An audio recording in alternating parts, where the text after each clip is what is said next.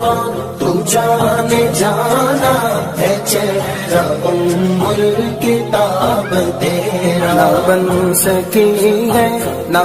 امام غزالی علیہ الرحمہ نقل فرماتے ہیں کہ اللہ کے ایک نبی کا ایک پتھر کے پاس سے گزر ہوا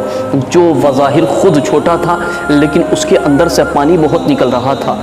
اللہ کے نبی نے دیکھا تو تعجب میں پڑ گئے اور سوچنے لگے کہ یہ خود تو چھوٹا ہے اور اس کے اندر سے پانی بہت نکل رہا ہے۔ تعجب میں پڑے تو اللہ تعالیٰ نے اس پتھر کو قوت گویائی عطا فرمائی، تو جب وہ بولنے لگا اور رونے لگا، زار و قطار رو رہا تھا اور بول رہا تھا اور اللہ کے مقدس کلام کی یہ آیت پڑھ رہا تھا، وقودها الناس والحجارہ۔ اللہ کے نبی نے پوچھا کہ یا پتھر آخر یہ تو بتا کہ تو رو کیوں رہا ہے، تیرے رونے کی وجہ کیا ہے، تیرے رونے کا مقصد کیا ہے؟ تو وہ پتھر کہنے لگا کہ جب سے میں نے اللہ کے کلام میں یہ آیت سنی ہے، رب نے جب سے یہ آیت نازل فرمائی ہے وقودها الناس والحجارہ، یعنی انسان اور پتھر جہنم کا ایندھن ہوں گے، تب سے میں رو رہا ہوں اس فراق میں کہیں جہنم میں رب مجھے نہ ڈال دے، بس اسی وجہ سے میں رو رہا ہوں۔ اللہ کے نبی نے اس پتھر کے لیے دعا کی تو رب تبارک و تعالی نے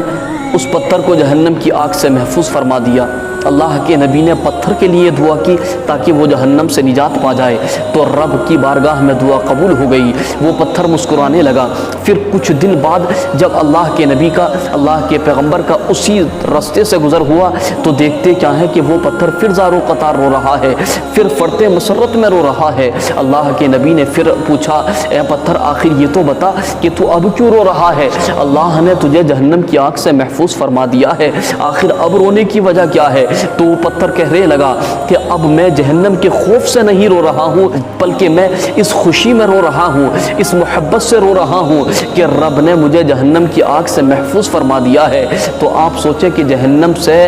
پتھر بھی پناہ مانگتے ہیں، تو جو انسان ہونے کے بعد اپنے دل کو جھانکے، کیا ان کے دل پتھر سے بھی زیادہ بدتر ہو گئے ہیں کہ اپنے رب کی محبت میں آنسو نہیں بہاتے،